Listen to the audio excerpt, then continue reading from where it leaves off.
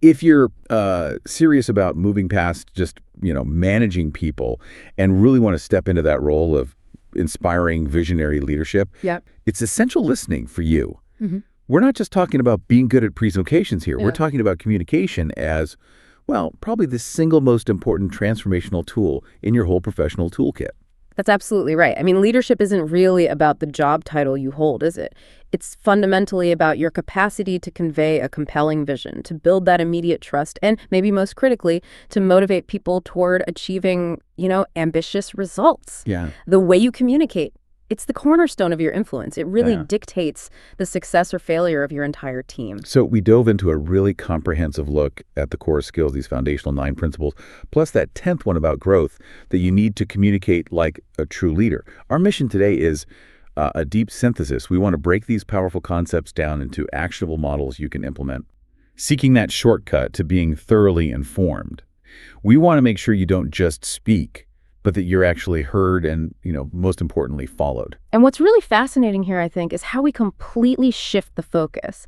It's away from that old idea of communication as just transmitting a message. Right, just getting the words out. Exactly. We're putting the spotlight squarely on the impact and the influence of those words. It's all about how others perceive you and how your delivery directly affects the results. That makes leadership communication a true results-driven discipline, not just talk. Okay, let's unpack this then. We should start with the foundational elements, right? The non-negotiables you need to ensure your message isn't just sent effectively, but is also received accurately. Minimize the friction in the system. And that brings us straight to principle number 1. Be clear and concise. Yeah, and the problem with ambiguity, especially in a leadership context, it's just immense. It really acts like sand in the gears of productivity, Sand in the gears, I like that. When messages are vague, they force every single recipient to spend cognitive energy just trying to interpret the meaning instead of acting on the instructions. Right, that mental tax. That mental tax, yeah. Multiplied across a team, it's toxic.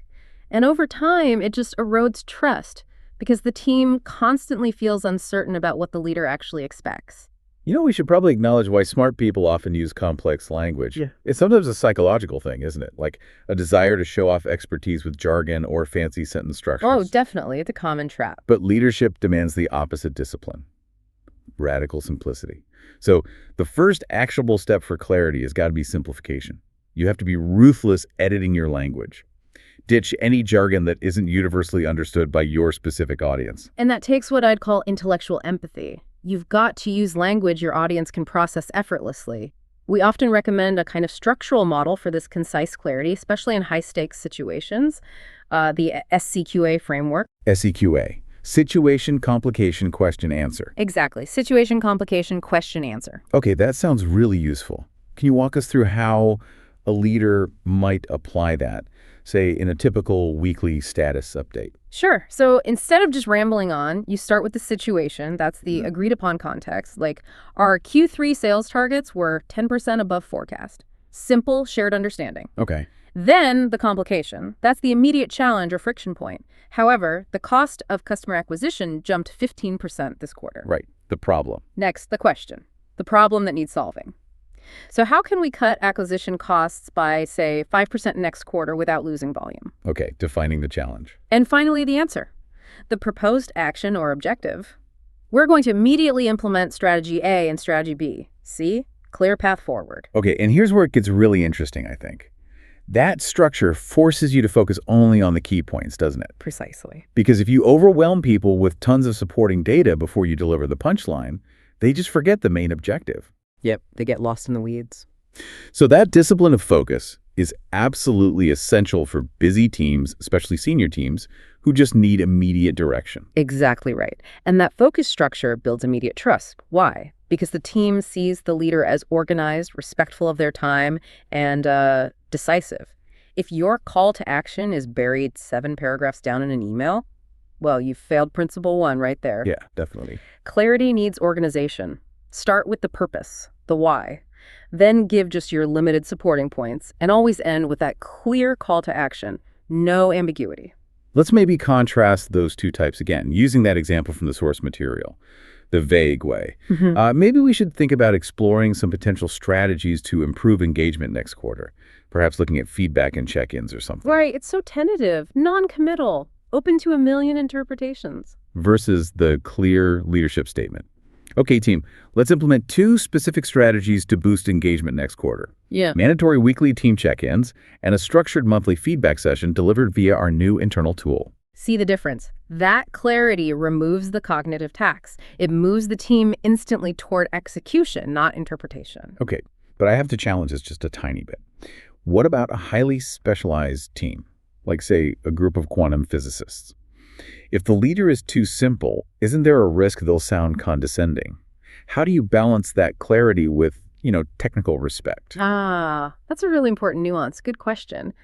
Clarity doesn't mean simplifying the technical content itself. It means simplifying the delivery structure and the call to action. Okay. So when talking to physicists, sure, you use the complex terms they understand, but you still use that SCQA framework or something similar. You make absolutely sure the purpose and the next steps are crystal clear. You're simplifying the map, not the terrain itself. I like that distinction. Simplifying the map, not the terrain. Okay, so if Principle 1 ensures we send the message effectively, the next critical step is about making sure it's received accurately. That means activating your listening brain. Principle 2, listen actively. Yes. We absolutely must internalize that communication is a loop, a two-way loop. Speaking is only half the equation. Right. Yeah. Active listening, it's the silent skill, often undervalued, but it generates profound insights and builds deep psychological safety. You just can't build trust if you're only ever waiting for your turn to talk. And in leadership, active listening goes way beyond just nodding your head, right? Yeah. The sources break down specific techniques. First, give your full attention. Absolutely critical. In our world today, that means killing distractions. Put away the laptop, turn the phone face down, make eye contact, and avoid that really common failure of thinking ahead while the other person's still talking. You need to be genuinely processing, not just formulating your rebuttal. And to really elevate this, we need to think about the different levels of listening. Most people, honestly, operate at level 1, internal listening. Which is? They hear the words, but it's all filtered through their own thoughts, feelings, biases. How does this affect me? Leaders need to strive for level 3, deep democratic listening. Okay, level 3, what does that involve? It's listening for the whole person, listening for the unspoken emotions, listening for the core need that might be hidden behind the words they're actually saying. And the practical techniques to get to level 3, we're talking about things like reflection and paraphrasing. Exactly. Summarize and feedback what you think you heard, just to ensure you're both on the same page. When you say something like, okay, so if I'm understanding your proposal correctly, the main challenge seems to be the timeline, and the key resource you need is 2 additional developers. Is that accurate? You achieve 2 vital things there. 1, you verify the message. 2, you make the speaker feel profoundly heard and validated. And that validation, that's the necessary precursor to motivation, isn't it? If people feel truly heard, like their perspective matters, they're way more likely to commit to this shared vision, even if the final decision isn't exactly what they suggested. Exponentially more likely. And furthermore, asking clarifying, open-ended questions that shows curiosity, not skepticism. It signals that you value their input and it encourages deeper exploration. A leader who listens actively is essentially saying, your perspective is vital to our success, and I need all the data you have. Yeah. That single action fosters an immediate collaborative vibe and can often reveal, predictive insights about potential problems down the road, things you wouldn't have caught otherwise. It also gives you critical intel about their commitment level, right? A team member who speaks with conviction versus one who's hesitant. That tells you a lot. Absolutely. It's reading the whole signal, not just the words. Okay, so we've established that foundation. Clarity in sending, active listening in receiving. Now let's move into segment 2, which is all about how the leader's actual presence and integrity reinforce the message. Let's talk principle 3, communicate with confidence. Yes, confidence is, well, it's absolutely contagious. When a leader speaks with assurance, with conviction, people are just psychologically hardwired to trust and follow that. Uncertainty from the leader, that just breeds anxiety and uncertainty right down the line. Confidence provides a necessary anchor. But we have to draw a really thick line here, as the sources emphasize, between confidence and arrogance. Crucial distinction. Arrogance is that defensiveness masked as certainty, right? It's closed off to feedback. True leadership confidence is built on competence and preparation, delivered clearly, but, and this is key, still remaining open to alternative data or perspectives. And we're not just talking about the words you speak, it's the entire delivery channel. The keys to confident communication are multifaceted. Let's start with the nonverbal stuff, body language. Yeah. This includes things like standing tall, maintaining consistent, purposeful eye contact, using deliberate, expansive gestures. Avoid shrinking or closed-off postures, which just scream hesitancy. We're talking about proxemics, too, how you use the space around you to convey authority and engagement. Then there's vocal delivery. Often overlooked, but so important. Hugely important. You have to speak with conviction. That means managing your pace using pauses effectively, instead of rushing and ensuring your tone is authoritative, but not, aggressive. When you use that soft rising inflection at the end of a sentence, you turn a statement into a question. Leaders need to speak in declarative sentences. And this is where we absolutely have to actively kill the filler words. Oh, yes. The ums, the ahs, the likes, the verbal hedges like maybe or I think or sort of. They function like tiny little cracks in your credibility shield, don't they? Exactly. They signal that your brain is still playing catch up with your mouth, and that makes the audience doubt your certainty. Okay, so here's where that preparation piece we touched on earlier comes right back into sharp focus. Preparation is the secret weapon against filler words. It absolutely is. If you've thoroughly mastered your subject matter, that knowledge builds internal confidence. And that confidence then frees up your cognitive bandwidth to focus purely on the delivery on pace, tone, connection, instead of frantically trying to retrieve the next data point in your head. It's a powerful self-reinforcing loop, isn't it? Preparation leads to confidence. Confidence leads to clear delivery. Clear delivery maximizes influence. And this is the difference between, say, task confidence, just knowing the material, and relational confidence, knowing how to connect with the audience. You need both. Absolutely mandatory for leaders. That preparation piece is just non-negotiable then. Okay, now let's talk about the ultimate measure of leadership influence. Principle 4, align words with actions. Integrity. Yeah, this is the acid test, the ultimate test of leadership. Communication here isn't about fancy rhetoric. It's about integrity demonstrated through predictable, consistent action. If your actions don't back up your message, the message becomes meaningless noise. Credibility collapses instantly. This is that infamous credibility gap we hear about. If a leader talks a big game about fiscal responsibility in public, but then authorizes, frivolous spending behind closed doors. Or champions work-life balance, but then fires off urgent, non-critical emails at 11 p.m. on a Saturday. Exactly. Their words lose all moral authority. They end up teaching hypocrisy, not leadership. And, we often see that it's the small, repeated inconsistencies, what some people call ethical residue, that compound much faster and do more damage than one single big failure. Ethical residue. Interesting term. To build genuine authority and respect, commitments just have to be honored. Without exception. If you say the deadline is Friday, then Friday has to mean something. That consistency builds your authority and makes you predictable, which builds trust. And the critical behavioral piece here is modeling, right? Leaders have to consistently practice what they preach. Absolutely. If you demand accountability from your team, you damn well better demonstrate radical accountability when you or your senior leadership mess up. If you preach transparent communication, you cannot hide from tough questions. Yeah. The sources are crystal clear on this. People don't follow a leader's words. They follow a leader's footsteps. That consistency between what you say you value and what we actually prioritize with your time and resources, that's the strongest form of nonverbal communication there is. Without that integrity, honestly, every other principle we talk about today just falls apart. Okay, so we've built that solid foundation. Clarity, active listening, confidence backed by integrity. Now let's turn our attention to the principles that are really focused on connecting emotionally and intellectually with the listener to maximize the impact. Right. Principle 5, adapt to your audience. Yes, the audience lens. Truly effective leaders know that a generic one-size-fits-all approach to communication is just, it's ineffective and frankly, it's lazy. You absolutely have to tailor your communication, the content, the tone, the level of detail to the specific needs, expectations, and perspectives of the actual audience sitting right there in front of you. So customizing the message means doing your homework, deep homework. You've got to understand their context. Are they technical experts who need the detailed methodology? Or are they the board who only need the high-level strategic implications? Or maybe frontline staff who just need to know how this change affects their daily work, their background, their experience, their priorities. All of that has to shape the message you deliver. And this extends right down to tone. You need to adjust your style, sometimes dramatically depending on the setting. A super professional, data-heavy report to shareholders. That needs a very different approach than a more conversational, motivational chat with a project team that's struggling. Right. That adaptability shows real respect for the audience's time and their position. Definitely. And a core part of adaptation is what I call proactive addressing, anticipating the objections. Getting ahead of the pushback. Exactly. If you know a particular decision is going to be unpopular, or if you know the finance team is going to immediately challenge the projected costs, you have to address those potential questions within your initial communication.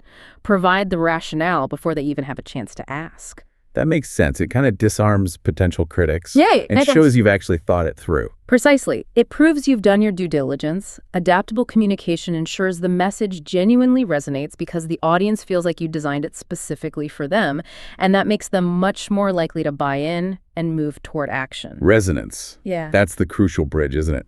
Which leads us nicely into Principle 6. Inspire and motivate. This is where leadership communication really moves beyond just informing or reporting facts. Yes. Leaders communicate to inform, sure, but also to inspire. Motivation, when you boil it down, really requires three things: absolute clarity of vision, authentic enthusiasm from the leader, and a deep emotional connection. You can't just mandate inspiration. You have to create the compelling narrative environment where it can actually take root and thrive. So one of the most powerful tools for that inspiration is sharing a really compelling, crystal clear vision. It's not enough to just explain what needs to be done, the operational tasks. That was not at all. You have to explain why it matters. What's the ethical purpose? Yeah. The human impact, the strategic reason behind all the hard work.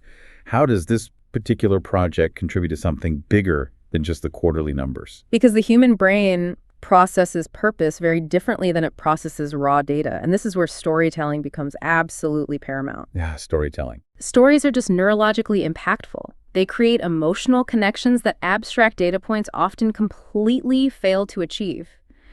When you can wrap a complex strategic objective in a short, relatable narrative, maybe about challenge, struggle, eventual success, the audience internalizes that message. They take ownership of it. Right. So instead of just saying, we need to hit 10% Q4 growth, you tell the story of the amazing new product that the Q4 growth will actually fund. Exactly. The product that's going to change customers' lives or secure the company's future against a competitor. That context transforms the work from just a mandate into a genuine mission people can rally behind. That makes a huge difference. And critically, leaders have to consistently recognize and celebrate achievements along the way. Encouragement is fuel. Simple as that. When people feel their effort is seen, appreciated, and clearly tied to that greater purpose, their loyalty and motivation just skyrocket. Inspiration is the energy source of high-performing teams, and the leader has to be the consistent conduit for that energy. Okay, now let's layer in the deep human element with Principle 7. Practice empathy.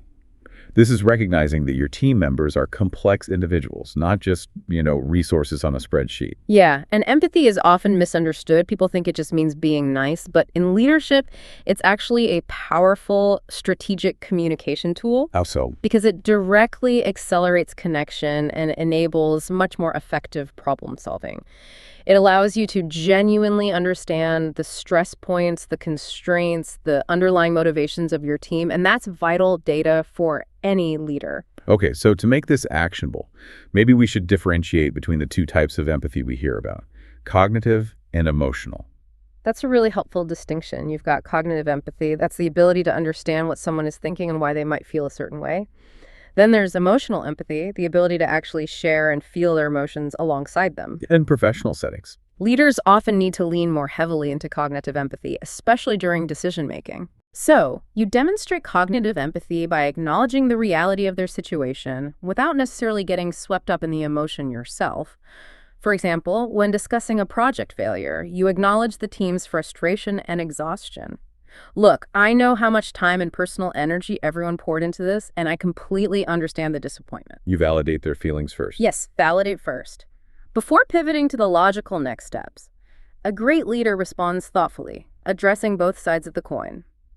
The logical requirements may be a budget review, timeline adjustments, and the emotional aspects, the stress, the fear, the fatigue. If you ignore the emotional side, even the most brilliant logical solution will probably be met with resistance, and cynicism. That makes sense. People aren't robots. Exactly. And furthermore, empathetic communication inherently encourages collaboration. When a leader openly invites input, involves people in the decision-making process, even if it's just about how a decided solution will be implemented, they build immense trust. That shared sense of tackling the challenge together, feeling validated, that's what distinguishes really resilient teams from fragile ones, especially when you're facing prolonged crisis or intense pressure. Okay, we've established how to connect. Now, how do we actually use communication to steer the dialogue toward outcomes, toward definitive action? That brings us to Principle 8. Ask powerful questions. Yeah, this is a big one. Leaders who feel they have to provide all the answers, they actually stifle innovation and discourage independent thinking in their teams. Right, they become the bottleneck. They do. Instead, the most effective leaders recognize their primary role is often to stimulate problem solving by asking really penetrating, effective questions. They guide the team towards the solution, allowing the team to own the intellectual heavy lifting and ultimately the outcome. So the quality of your questions really determines the quality of your results. The sources mention 3 types of powerful questions here. First, the essential open-ended questions. These go way beyond a simple yes/no. Right. They encourage real dialogue and exploration. So instead of asking, is the budget realistic, which invites a simple yes or no, Yeah, not very helpful. you ask something like, what potential risks to the budget do you foresee cropping up over the next 6 months? Or maybe, what surprised you most about the Q1 metrics and what do you think that tells us? See how that opens things up. It moves the conversation from just assessment to actual diagnosis. Okay, that's much better. Second type, reflective questions. Yes. These are designed to force individuals to evaluate their own situation and maybe consider solutions they might have overlooked.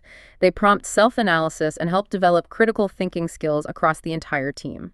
Can you give an example? Sure. Wow. Something like, if you had absolutely infinite resources for this project, what would you do differently? And thinking about that, what does it reveal about our actual current constraints? Okay. Makes them think deeper. And finally, the absolutely essential solution-focused questions.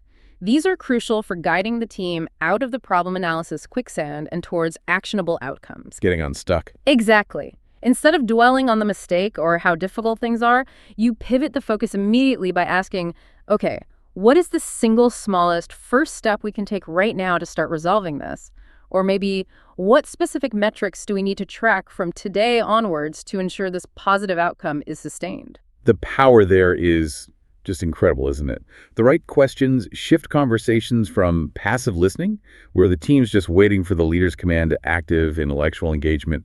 Every team member feels invested in actually navigating the challenge. You're effectively delegating intellectual responsibility. That's the absolute key. When the team collectively finds the solution, 2 things happen. The solution itself is almost always stronger, and the commitment to implementing it is dramatically higher because they built it. Makes total sense. Now, sometimes driving action means facing some uncomfortable realities head on. And that brings us to our final core principle, Principle 9. Manage difficult conversations. Ugh, yes. The ones nobody likes but everyone needs to be good at. Leaders simply cannot afford to shy away from conflict or sensitive issues. Handling these challenging issues effectively, that's really the hallmark of a strong communicator. It separates the high-impact leaders from the passive managers. And avoiding the difficult conversation in the short term. It always leads to far greater organizational damage and a significant loss of respect in the long run. Always. So when you're facing one of these high-stakes, difficult dialogues, preparation is everything. The first step is internal, right? Stay calm and composed. Absolutely critical. Avoid reacting emotionally, because the second emotion takes the wheel, your credibility and clarity fly out the window, and the conversation just degrades into blame or defensiveness. You have to lead with your rational brain. Stay grounded. And for the delivery, using a structured framework is highly recommended, Right. like the SBI model. Yes, SBI, situation, behavior, impact. It helps ensure you're direct but still respectful. You start by objectively defining the situation. In the team meeting this morning. Then you describe the specific, observable behavior. You interrupted 3 colleagues while they were trying to speak, and then you explain the factual impact of that behavior, which seemed to make the team feel unheard and definitely slowed down our decision-making process. And notice the critical distinction there. Yeah. You're addressing the specific behavior, not attacking the person's character. Exactly. The focus has to be on the performance, the outcome, or the observed behavior, never on the individual's character, you're disrespectful, or their intelligence. That was a dumb thing to do. That allows the person to actually receive the feedback without immediately throwing up defensive walls. Makes sense. And the conversation has to pivot relatively quickly towards resolution. The goal should always be focused on solutions and measurable improvement, not just rehashing past failures or assigning blame. Ideally, the conversation ends with clear, agreed-upon next steps and a defined path toward a better outcome. Both parties know what happens next. Mastering these difficult conversations, it builds immense credibility in the long run. It shows you respect your team enough to be honest and direct, even when the truth is uncomfortable. Precisely. It proves that resolution and the overall health of the team and the organization are your highest priorities, above personal comfort. Wow, okay. We've covered 9 incredibly detailed, actionable principles. We've gone from clarity and trust all the way through to asking powerful questions and managing conflict. But the journey doesn't just stop when you feel like you've mastered these, right? Not at all. The 10th principle, the one that kind of ties everything together, is that commitment to lifelong refinement. Continuously improve your communication skills. Absolutely. Communication is fundamentally a refinable skill, not a fixed trait. And for leaders operating in today's constantly changing environments, think remote work, global teams, rapid tech shifts, that commitment to ongoing growth is vital. It's essential to maintain your effectiveness and influence over time. So what are the practical ways to do that? One of the most necessary methods must be seeking rigorous feedback. Oh, absolutely crucial. And often the hardest to do. This means actively soliciting honest, 360-degree feedback from colleagues, from mentors, maybe even carefully from your direct reports. You need a few trusted advisors, truth tellers, who will honestly tell you, are my directives actually clear? Is my body language distracting? Do I tend to dominate the conversation? Yeah, getting that outside perspective. That external validation is critical for revealing the blind spots you simply cannot perceive yourself. We all have them. We sure do. And another way is to observe others, right? Yes. You gain tremendous intellectual insight just by observing and analyzing great communicators. Watch the leaders you admire. Could be historical figures, could be contemporary industry giants. But don't just passively absorb their message. Actively dissect their techniques. Like what specifically? Their tone, how they use silence effectively, their rhetorical style, their specific approach to handling really challenging questions. Analyze why their message lands so effectively, why it's memorable. You'll usually find it's rooted firmly in the principles we've been discussing today. And crucially, practice. It has to be deliberate and regular. It does. Every single presentation, every critical email you write, every team meeting you lead, every one-on-one conversation, see them all as opportunities to strengthen these communication muscles. Use those public speaking gigs to refine your confident delivery. Use high-stakes meetings to deliberately practice asking those powerful, reflective questions we talked about. Be intentional about it. Be intentional. Because even small, subtle refinements like improving your vocal pace just slightly, or finally eliminating one persistent verbal hedge, like kind of, or maybe just focusing 5% more intently on truly hearing a person's response, those things can have a massive compounding impact on your leadership effectiveness over the years. Yeah. This continuous journey ensures that as you evolve as a leader, your ability to communicate your vision evolves right alongside you, keeping you relevant and influential. Hashtag outro, how are you? Okay, so let's quickly try to consolidate the key takeaways from this deep dive. Yeah. We've basically established that effective leadership communication is built on, let's say, 4 core pillars. Radical clarity, unwavering confidence, genuine empathy, and strategic adaptability. And the essential mindset shift we've really explored today is, I think, profound. It's that leadership communication is less about how much you talk and significantly more about how deeply you connect with others, how clearly you convey the vision, and how consistently you inspire absolute confidence through your integrity. Walk the talk. Yeah. The result is pretty immediate influence and definitely long-term success. When you commit intensely to these principles, when you become a clearer speaker, a much more intentional listener, and a more consistent, empathetic leader, you really will move past just being heard. You'll be followed. And that leads us nicely to our final provocative thought for you, the listener, to consider this week. This one specifically links Principle 3, confidence, with Principle 2, active listening. Okay. If we accept that confidence is built fundamentally on preparation, how can you consciously structure your schedule, your week, to consistently ensure that the content for every crucial interaction, think performance reviews, major presentations, budget pitches, is completely solidified a full 24 hours in advance? 24 hours. Think about it. By locking down your content preparation well ahead of time, what do? You free up your limited mental bandwidth during the actual conversation itself. So instead of worrying about what to say next, you can focus purely on active listening, on reading the room, on that empathetic connection, maximizing your leadership presence exactly when it matters the most. How would that change your impact?